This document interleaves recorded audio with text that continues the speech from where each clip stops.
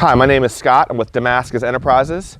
We're here today in Maryland where it's been very cold here and the temperatures are still forecasted to be down in the single digits at nights. As you can see, ponds are becoming frozen, really frozen over here. Lots of ice. Lots of ice means there's less volume of water that's in your pond, which is going to create your pond pump possibly to start sucking air, which we don't want. If you can see here, we're going to take a look at underneath our skimmer, in our skimmer box here. You can see right here that our water level is low. It's barely coming through the faceplate here, which we're getting into the danger zone. So we want to add some water to this.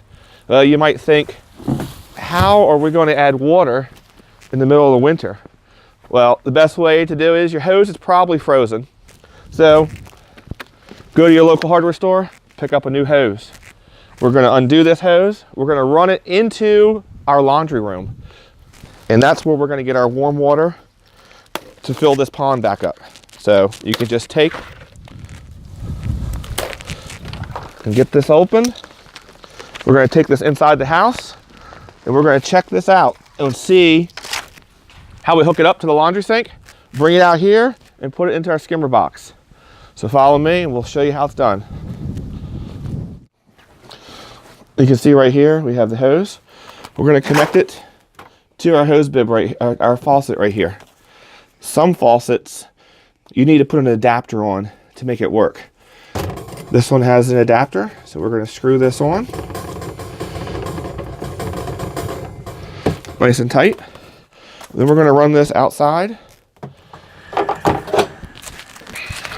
to our pond. All right, we got the water running here. We're going to take the water hose, we're going to stick it down here in our skimmer box. We'll leave it down in here. We want to fill our pond all the way up to our overflow. You can see right over here, our overflow is right here. We're going to fill it all the way up till the water gets up to there, and then we'll turn it off. When we get done, I need to drain this hose out. So we'll drain the hose, disconnect it, drain it, keep it in our basement because temperatures are expected to still continue to be cold for the next week. Keep an eye on your water. Also, keep an eye on your waterfalls. If you get some ice dams across there, it could divert the water and deplete your water even quicker. So keep an eye on that. You can also, if you haven't done so yet, you can put a pond heater in. But with the conditions like this, there's no way to get that pond heater to break through the ice.